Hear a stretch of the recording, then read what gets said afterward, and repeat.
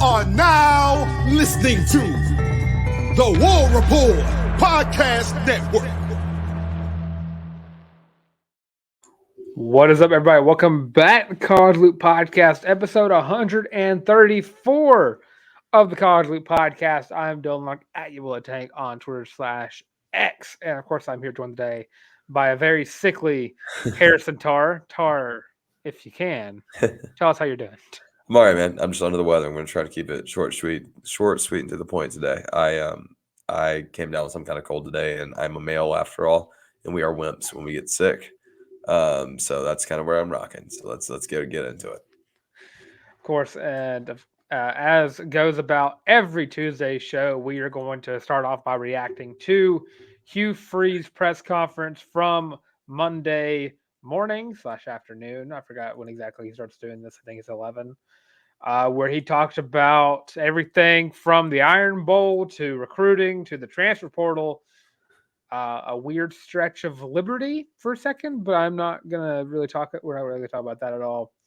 But yeah, typically just Iron Bowl recruiting, and of course a lot of good things about where he sees the future of this program going, and of course skipping the bowl game too is also on the table. But I don't understand really talking about that. I thought that was an interesting part, like an interesting sidebar about how this is actually the first time Hugh Freeze ever had to deal with it. You will. I don't know exactly what it'll look like, whether it's just kids leaving the program that aren't playing or kids opting out that think that they should take some time to not put themselves in harm's way before entering the draft. I don't think a ton of opt-outs. Theoretically, that'll happen coming down 3, 4, 5 years in the future. Yeah, I mean, I was looking at the roster earlier when he talked about this, and I saw maybe trying to think of all the players who boosted their stock over the last couple of weeks. Eugene Asante would come to my mind, but then again, I feel like he's also very raw and probably needs just a couple more stretches of film wouldn't hurt. Sure. Jay Simp, I don't think he needs to prove anything else. I think he's had a great season overall. Yeah, you can opt out. Yeah. DJ and Nehemiah. Both need it. Both to play. Both need that senior bowl as well. But other than those three, I think everybody else is pretty much going to play. I don't really see the need for anybody else to not play unless some of these O-linemen decide not to play, which I don't think that hurts very much in the bowl game situation. And, of course, he brought up his the most baffling play that ever happened in the Iron Bowl was that punt return. And we finally got an answer on why Keontae Scott was not on the field. It was because he got banged up. I think he had a shoulder injury. So he came off and walks Coy Moore. And he brought up the fact he's been solid all year. But Coy Moore just butterfingers when it comes to catching punts and some catches in general. And I'm glad we finally got a exact answer of what happened for that instead of what we got on Sunday. Yeah. I mean, don't want to relish that too much. Just that's what happened. But bright side, recruits. As Hugh Freeze brought up, the recruits, I think, see it. I mean, the battles are never over when you're talking about battling for the top guys in the country, but for them to have that as an experience, that's certainly a positive for us. I don't know what they've been to. I don't know that they've been to a game that was quite like that. I think it was a step in the right direction for us to hopefully get to the finish line with some of those guys. Again, a lot of credit goes to our fan base.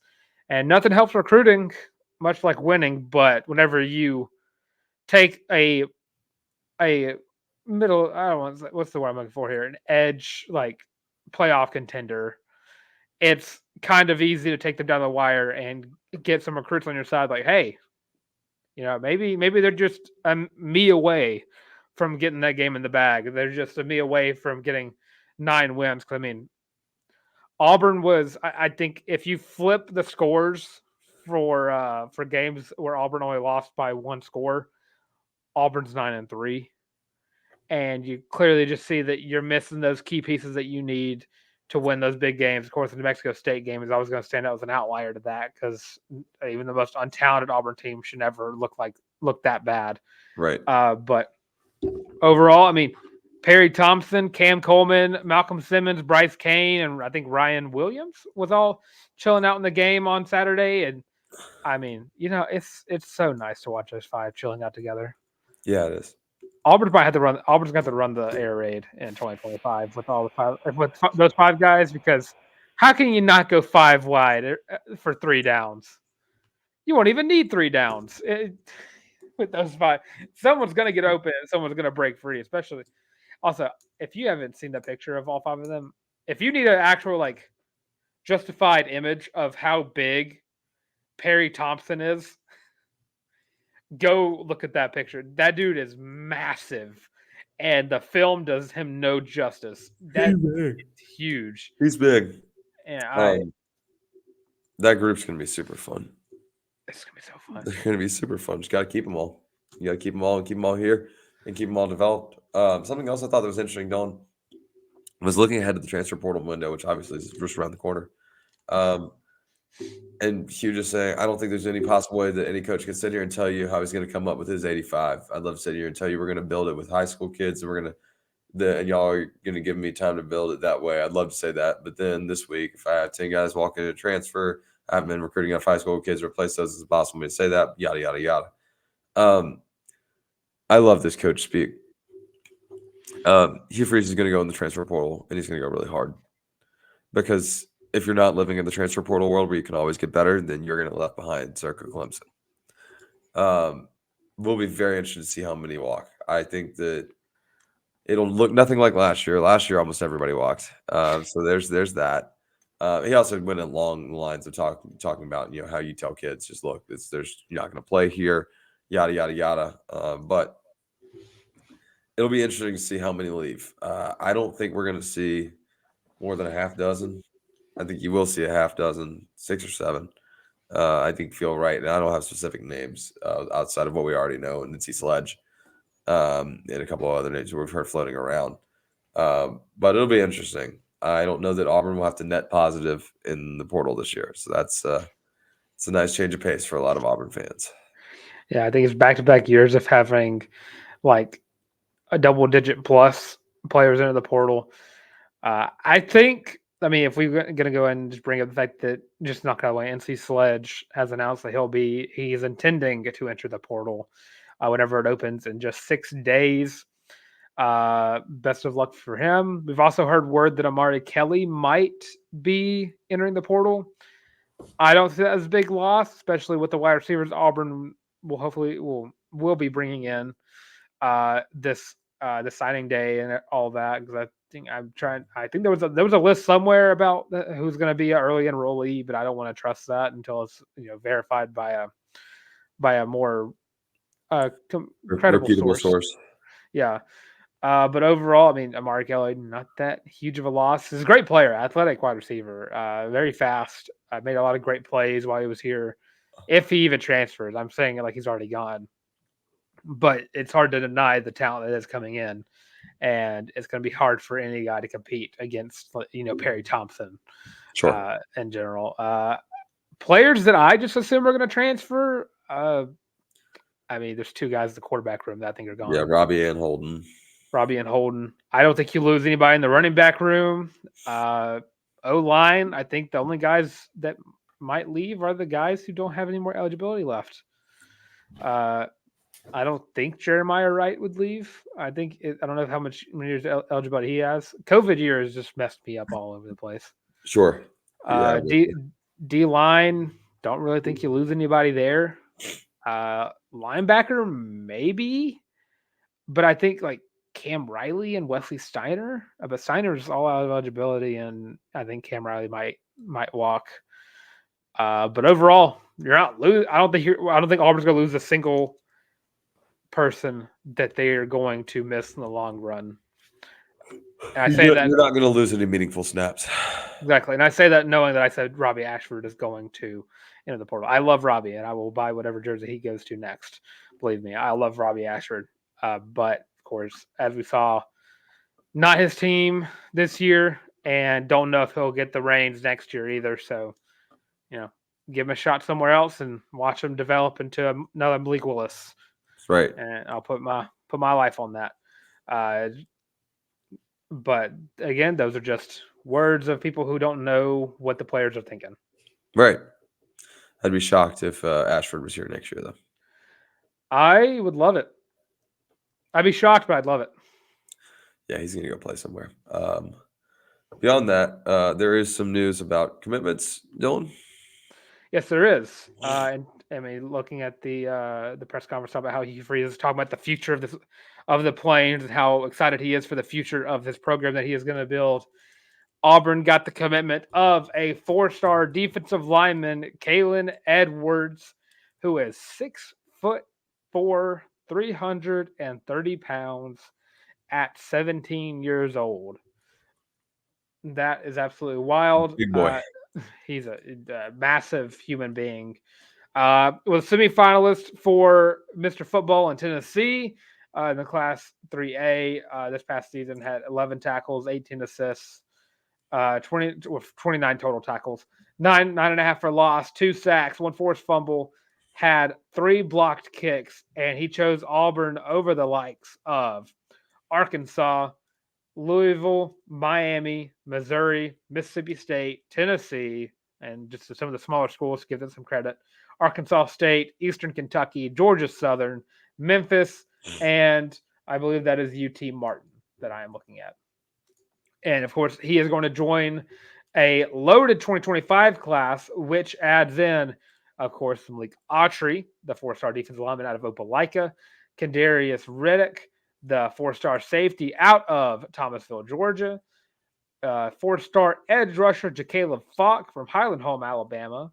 Again, the little brother of one Keldrick Falk. So maybe he gets 1 year with his brother before his brother gets picked up in the first round of the 2026 NFL draft.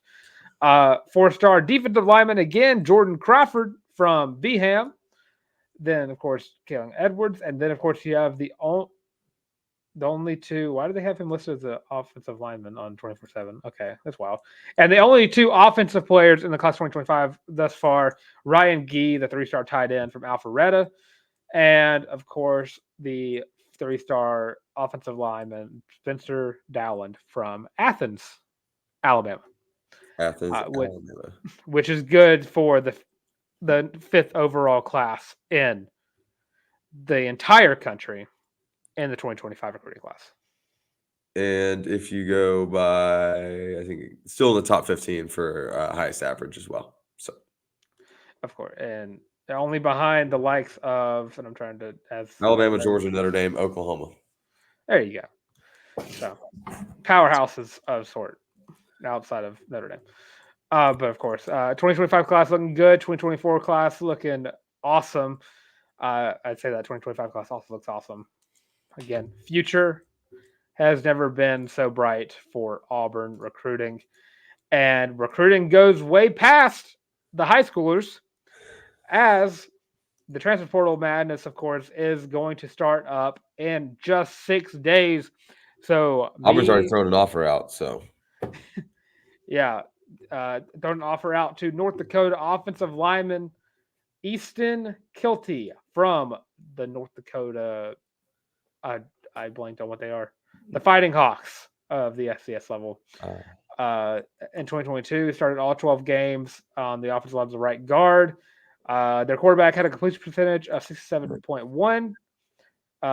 He was number 11 in the country. I'm trying to get. Here we go. Held the Fighting Hawks lead the league and ranked number 8 in the country in time of possession with 33 minutes of clock per game, which Auburn could not do that at all this year. And of course, North Dakota had a very good red zone efficiency with Easton Kilty at the plate. I believe he is a junior, so he'll have about 2 more years of eligibility once he transfers, unless they have not updated to 2023 yet. So 1 of the 2. I'm not opposed to getting as many offensive linemen as we possibly can. Yeah, bring them all in. Get them all in. You can't miss on all of them. You can. It's mathematically impossible to miss on every single offensive lineman out there. It's scientifically impossible. Sure. And in regards to other transfer portal guys, in case you've missed it, there's already been 9 quarterbacks who have announced their intent to enter the portal on December 4th. And listing them out, Tara, you want to do like a little like yay and nay thing? Like, would you be okay with one of these guys coming to Auburn? Sure. So Tyler Van Dyke from Miami, Nay. I'd be okay with it. Will Howard from Kansas State, Yay. that one I also agree with. Blake Shapen from Baylor, Hell no. no. Max Johnson from Texas A&M, Absolutely yes. yep, agree as well. Will Rogers, Mississippi State. Would not make any sense, but sure. Bring the air raid to the Tigers. Tyler Show, Texas Tech. Meh. Probably not. No, I'm gonna say no. Nate Johnson, Utah. Yes. Yep. Absolutely. Bring me a Ute. Brendan Sorsby from Indiana. No. Also agree there. And of course, rounding out the 9 that I could find, Caton Hauser from Michigan State. Absolutely not. What? Michigan State's a feeder school for Auburn quarterbacks. You know, That's come right. on. That's right. But also, I'm also going to say no to that as well. I think so. Nate Johnson, Will Rogers, Max Johnson, Will Howard are the only ones that are unanimous yes. And Yeah. of course, I have an infatuation with Miami, and I think Tyler Van Dyke is being held back. Yeah. Okay. What? Sure. He's a good quarterback. I think he's fine. None of those names. That's not true. A couple of those names excite me. Will Howard. Though Will Rogers. I don't think it makes any sense, but like that'd be fun in the passing game. It would be. I just don't think he's mobile enough to run in this system. The RPO. Yeah, I'm kind of with you. But also it'd be kind of fun. I'd be down. The name I'm looking for is not on the list yet. It's not. Bodacious Bo Nix, of course. Yeah, I'm talking about Grayson McCall. Yeah, I will be eagerly awaiting to see if he actually intends to enter the portal, because I think that he did not play well enough this year to justify. If he wanted to get drafted, he should have went last year. Yeah, I think he's played himself back, coming back to college, but I do think he'll enter the portal, and I do think as a grad transfer, he will have a tremendous amount of interest in playing football for Auburn. I mean, he was what, a sports communication, Sports marketing, management. sports management. There we go. Degree away from transferring to Auburn last offseason, threw us into And a couple of grade point average points. Yeah. Luckily, he was able to graduate from Coastal Carolina. Right. Thank God. And hopefully will make his way over to Auburn. And I cannot wait to have all of this starting right over again, as we saw last year. And of course, we skipped the Iron Bowl grades, but we'll just wrap up the football segment with that. Last bit of news: Florida let go of their defensive line coach, and usually that wouldn't be big Auburn news if it wasn't for the fact that 4-star or 5-star, wherever you look, I'm going to say 5-star, edge rusher, defensive lineman, LJ McCray, committed to the Florida Gators over the Auburn Tigers. And it's going to be kind of hard to maintain a guy who's that highly touted when you got rid of the guy he probably committed to play for. That's tough. All I got to say is it's the holiday season. Merry Flipmas. It's the holiday season. It's coming up. Flipmas. Flip-de-dip. Doop-de-doop. And then to round out, as I read, I'm so glad I didn't start Josh Dobbs in fantasy. That's out of context. But to go back to the Iron Bowl for 5 minutes, we're going to give our grades for the offense, defense, and the overall grade. We're not doing coaching because I don't want to tank any grades here. We're trying to graduate here. It's a crazy segue from Grayson McCall. Got to find tangents here and there. Right, I like that. I like the connection. So, Charlie, let's start off with your grades. Offense. Scored enough. Theoretically. Let's go B. Defense. The last possession knocked me down. A whole letter grade. I don't know. I think B plus. And then That should average out to like a B+, but I felt like Auburn played better than that. But I have a hard time giving you an A and a loss. And especially, I think that if anyone's getting an A, it's probably defense A-. I still don't think it's offense. So I'm gonna go B, B+, B+ overall. Bonus points, vibes were an A. So I mean, if you want to factor that, A+ for vibes. All right. I don't think we can account for vibes. I don't think that's a real grade you can have. I think it should be. Offense, I'm gonna give him a B+. You found a rhythm, but you kept getting away from it. Kind of knocked you down. Would have been an A- had they ran the ball a little bit more. Not to say they passed the ball a lot. I know we talked about that on the live stream. Oh, but all I heard today on Twitter was one Auburn beat writer saying Auburn didn't pass the ball enough. I would say Auburn passed the ball too much. Yeah, right. At times. Defense, I give it the A-. Of course, that last play, the ball game sucks, and I'm grading the players because they didn't call that play. I hope. A-, you held Milroe to only a couple touchdowns. Held that offense to only a couple touchdowns. You kept Auburn and you kept us in the game the entire time. A-. And overall, I lost, but A-. I think that's probably one of the highest grades I've given Auburn thus far this year, outside of I think the Arkansas game. But that was just a very easy 9 weeks, if you will. Yeah. But yeah, A- all around for Auburn. Still one of the most depressing games I've ever watched. I rank it third in the pain category. I think I would too. I'd have to go back and think though. Well, mine would it's 2013 BCS championship, followed by the 2019 Final Four, and then that game follows right suit. I think mine's 2019 Final Four, 2021 Iron Bowl, 2023 Iron Bowl. That's just because you weren't a fan during the BCS championship yet. Yeah, I wasn't. I was disappointed because, I mean, who the hell actually likes Florida State? I like them this year. That's cool. I'm committed to my disdain for Florida State University. Okay, before we get over to basketball, I'm going to do this. I'm not going to sneeze the whole time. Get ready? If you want to support the College League podcast, there are a couple ways you can do so. Number one, make sure you like, subscribe, and ring the bell right here on the YouTube channel. If you ring the bell, you can stay up to date with all the newest content we have coming out. If you help us by subscribing, you can help us move the subscriber needle so we can get to a point where we can provide even cooler stuff for you guys. And we certainly appreciate it. If you like the video and you leave a comment, your thoughts, your grade to the Alabama game, the narrow loss in Jordan Hare, what I think people are calling the mill throw now. We're not calling it that. Whatever you want to say, the 4th and 31. Leave your comments. I can't tell you guys how much we appreciate them. It really helps the algorithm. Share the show with a friend. If you're listening on a streaming platform that's not YouTube, totally cool. Thank you guys so much for hanging out with us. Make sure you give us a 5-star rating, give us a thumbs up, whatever the highest rating is, and leave a good review on whatever streaming platform that is of your choice. And we appreciate your continued support. If you want to continue to support the show even more, you can head to www.thewarreport.com. Pick up your very own College League podcast, War Report Podcast Network, co-branded Feel and Loopy t-shirt. Comes in 5 different colorways. Most comfortable shirt you'll ever own. Colin calls it the War Damn shirt. We call it the best shirt you will ever own.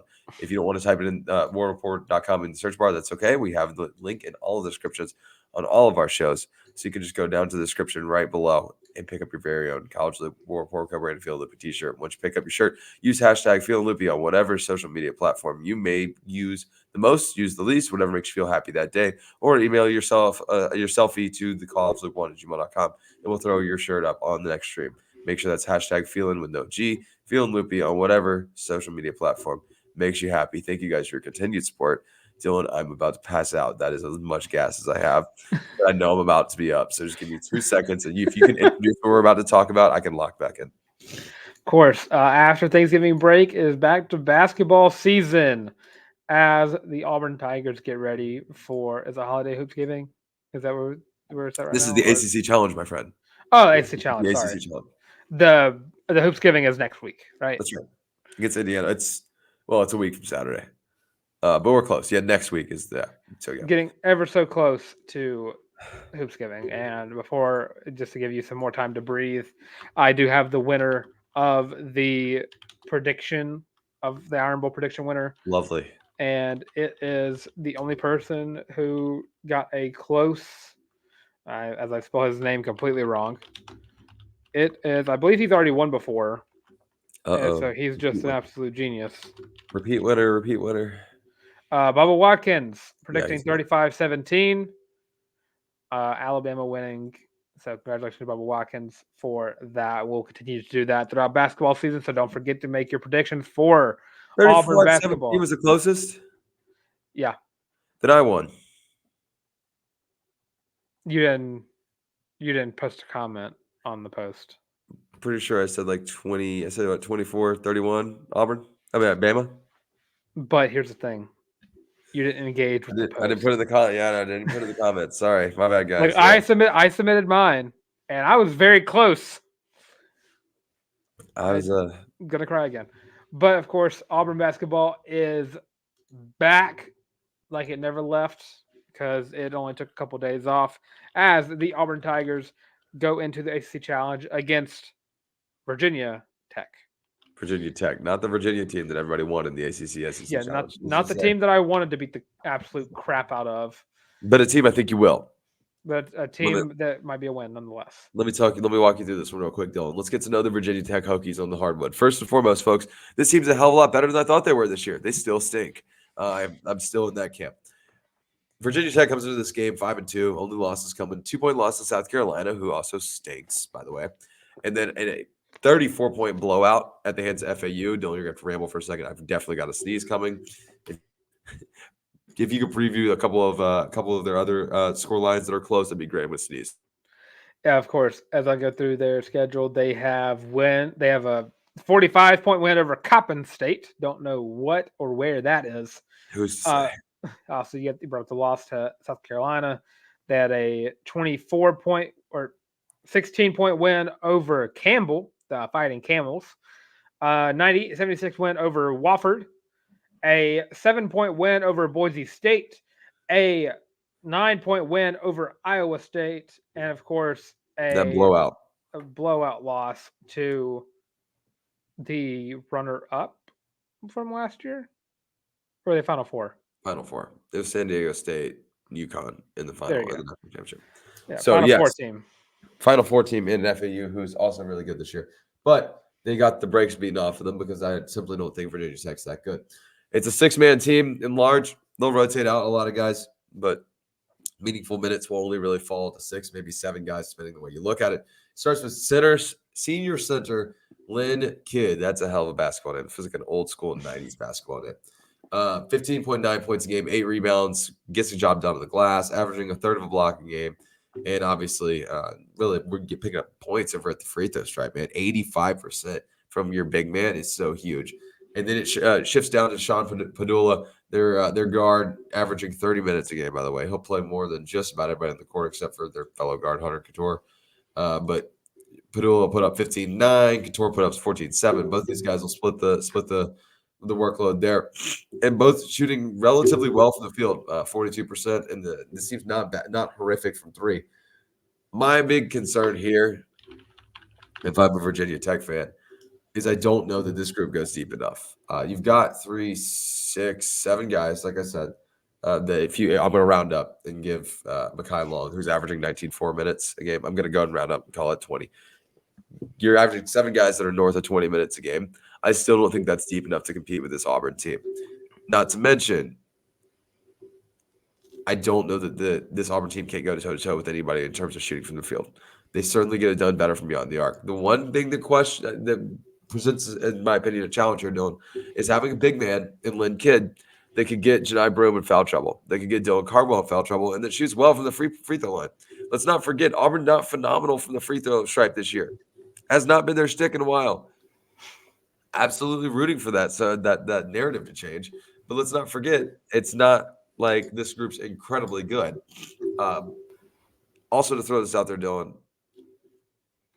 Virginia Tech, pretty much 1 out of 3, roughly 33% from beyond the arc. This game's going to be competitive for a little bit until Auburn out-rotates this team. as long as Auburn remembers to play defense. I was speaking with Jacob Hillman this past week in front of the program. We were watching this Virginia Tech team get their butts whooped by FAU. We spoke about this and said, look, I don't think VT's all that bad, but the fact of the matter is, I don't know that they're going to be able to hang with anybody. Now, they may be able to put up some points, but Auburn's going to score 100 on a couple people this year and only win by like 15. This offense is just absurd and fast-paced. I don't know that Virginia Tech hangs with them, Dylan, and to be completely transparent with you, I've got Auburn by a solid margin of like probably 15 plus. Yeah, I was trying to look around, see if I can find the spread anywhere for this game because I don't know if it's out yet. I don't know how soon they do. It's not out yet, and I know it's 2 days away as we're recording this, and tomorrow as this comes out. But I mean, I look at this Auburn team. I mean, we talk about it all the time. Auburn is just as deep can go. Auburn is the Marianas Trench of basketball, if you will, in terms of deepness in this roster. I mean, you're looking at Aiden Holloway has been just a monster, shooting almost 43% from the 3-point line. Of course, the best shooter on the team by far. And of course, just an absolute star. I had one of my students tell me that Aiden Holloway he should stay and play with Todd Pettiford. I was like, "You're funny." Aiden's going in the draft after year one because that's how good he is. Janai Broom, just ridiculous as well. Jay Will starting to finally find a rhythm. That's something we've been waiting to see. Glad to see that. Still waiting to see more. I want to see Jay. Well, I just said earlier. I lied. Never mind. Denver Jones leading the team in 3-point percentage. Would love to see him kind of take over some games. Still waiting to see the Denver Jones game. But then It's coming. past. It's coming. It's coming. I know it's coming. And then, of course, you have the Psycho Brothers, the dynamic duo that is the insane posse of Katie Johnson and Chad Baker Mazzara, who, I got to be honest, if I was on another team, I'd be a little terrified. Of both. Just because of both of them, because you saw, I swear, they're both the little Tasmanian devils. And by little, I mean big. Little sidebar for you. Virginia Tech 65th in Ken Palm right now. Auburn sitting at 16th in Ken Palm. Unranked Auburn, by the way. Unranked Auburn. Unranked Auburn at 16th in the Ken Palm, above Kentucky, Texas A&M, and Mississippi State, and Michigan State, and FAU for that matter. Not that it's not. Where's Arkansas? Arkansas is still. I gotta know. Arkansas shouldn't be ranked right now in the AP after they were just embarrassment. Arkansas has dropped to 49 because they are dog shit, and they are still ranked in the AP poll. Yeah, this AP poll. So, I'm glad to know that the AP voters don't know ball across the board.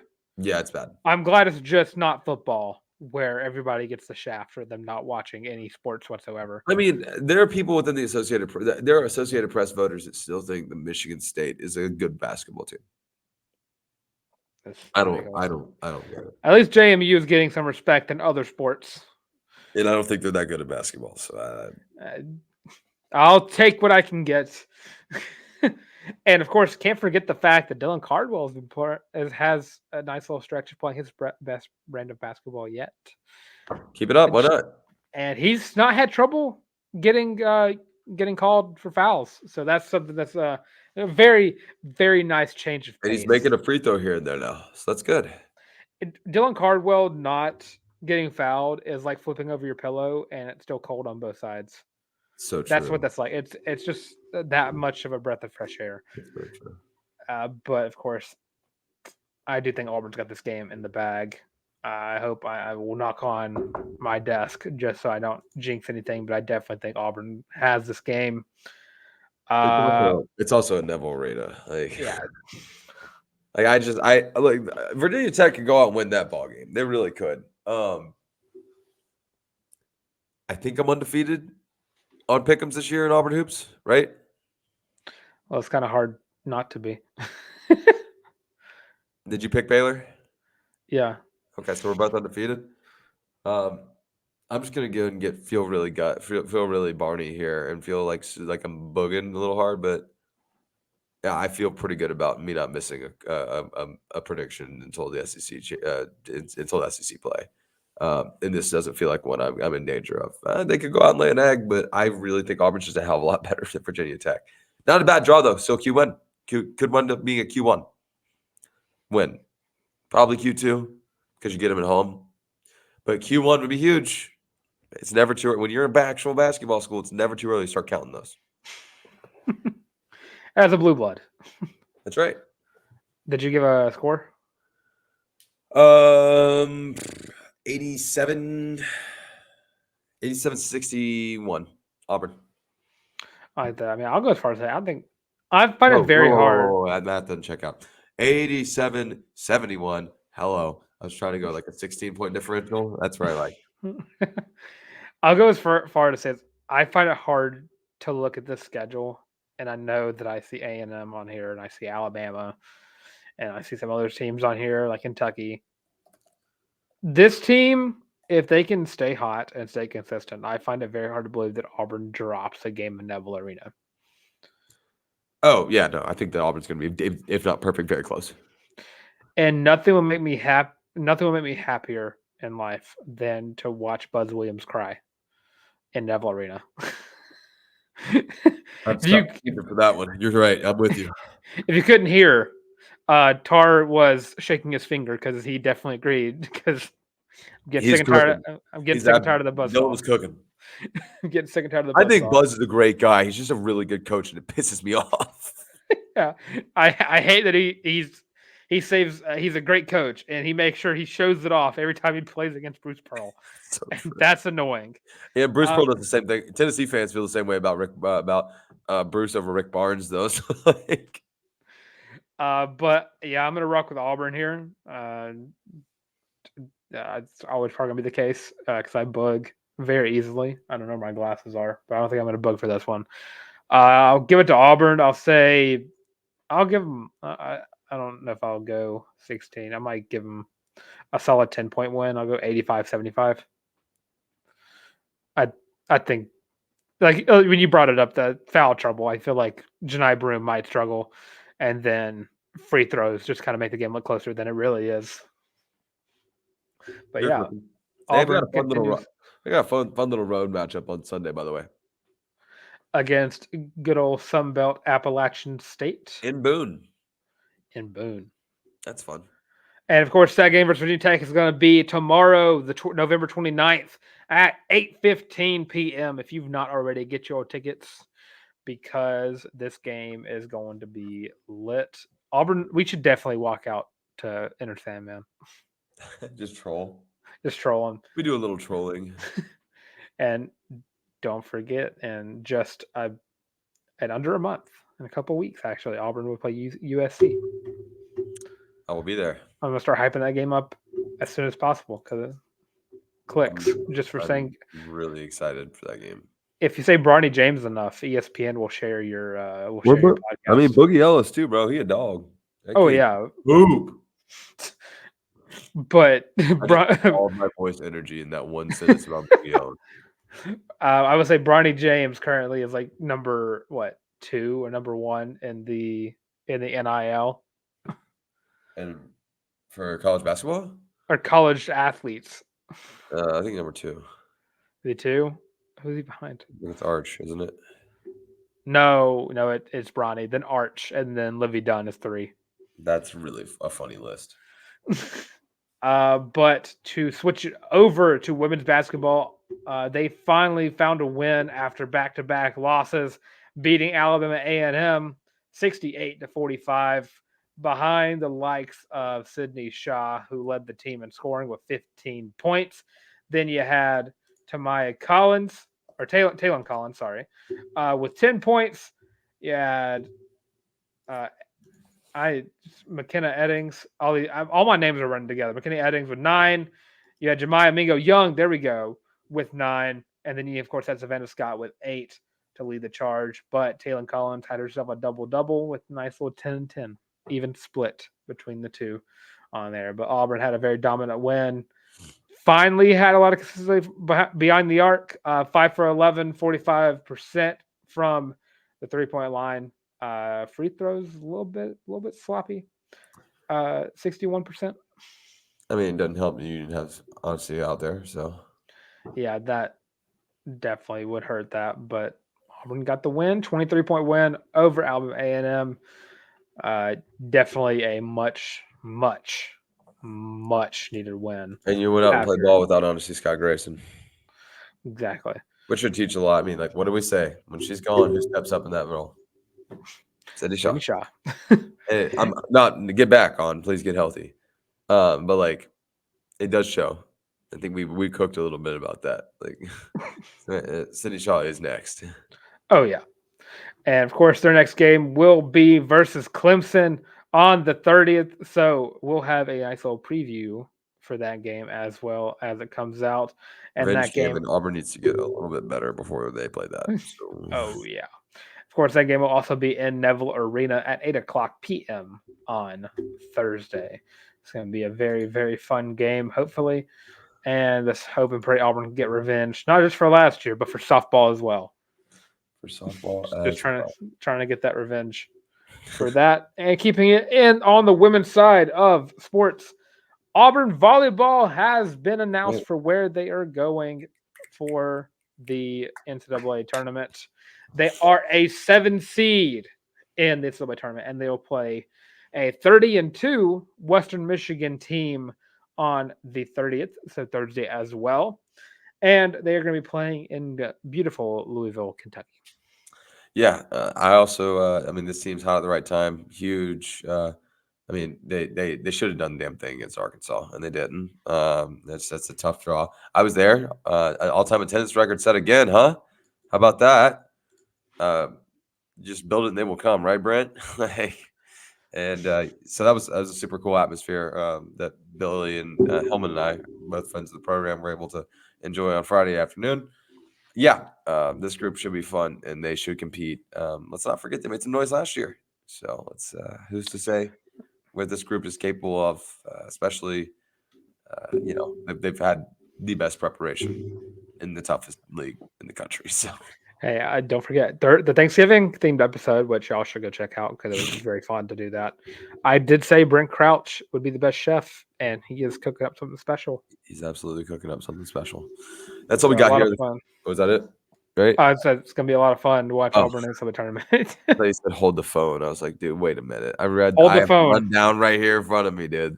Hold the phone. I am winning my fantasy game, and I have should officially overtake the league as the number one team. Yeah, you're welcome for TJ Hawkinson. Anyways, thank you. So that's going to wrap it up right here on the College League Podcast. For all of you guys listening, thank you so much for continuing support. If you're a new listener to the Loop, thanks for hanging out with us. Happy to have you here. Make sure you share with friends. Give us a 5-star rating, thumbs up if you're listening on the streaming platform, on the non-video version. If you're listening here on YouTube, make sure you like, subscribe, and ring the bell. Drop a comment on the post whether you thought our grades were correct for the Iron Bowl, whether you think that how far do you think Auburn Volleyball can make it in the NCAA tournament. Listening to all of those options, give us your score predictions for Auburn basketball against Virginia Tech, etc., etc. If you guys would be so kind, please hit the subscribe button. It is the number one way you guys can support us. It's absolutely free. And if you hit the subscribe button and ring the bell, you can stay up to date with everything else, all the new fun stuff coming out right here at the College League Podcast.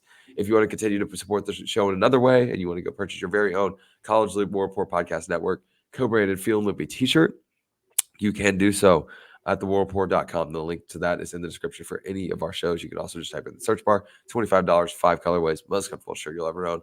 And when you purchase the shirt, you make sure you use hashtag Feel and Lippy on whatever social media platform of choice that you want to post your selfie on, and make sure you tag us. We'll throw it up on the next stream. Thank you guys so much for your continued love and support. I'm Harrison Tarr at Harrison Tarr on Instagram, on the Bird app, wherever you want to come hang out with me. You got me there. I am sick as shit, and I will not be on the Wednesday show. I'm manifesting. Matter of fact, I just can't be. I'm sorry, the Thursday show, which we record on Wednesday, I just simply can't be sick because I've got to go see Miss Abigail Lafayette for her birthday at the end of the week. So that being said, take care of yourselves. Take care of each other. Thank you guys for your continued support of the College League. Let's get out of here, Dylan. Of course, I'm Dylan Larck at YouBulletTank on Twitter/X. And of course, you have me on Instagram as well at Dylan Larck at DYLANLARCK. And of course, you can follow us here on the College Loop right here on YouTube, which like, comment, subscribe. Leave your predictions for Auburn, Virginia Tech for the ACC Challenge. Leave your thoughts and predictions for, why not the NCAA tournament for volleyball. Let's get all the kinds of predictions going on out here. And of course, leave your grades, as Tar said, for the Iron Bowl as well. How do you think they did? How do you think recruiting is going? Give a grade on recruiting thus far, because why not? Just make the comment sections are going to be letters. That's all it's going to be. It's going to be A's and B's all the way down. So not even complete sentences. And of course, you could like, comment, subscribe again. I'm just going to say that again.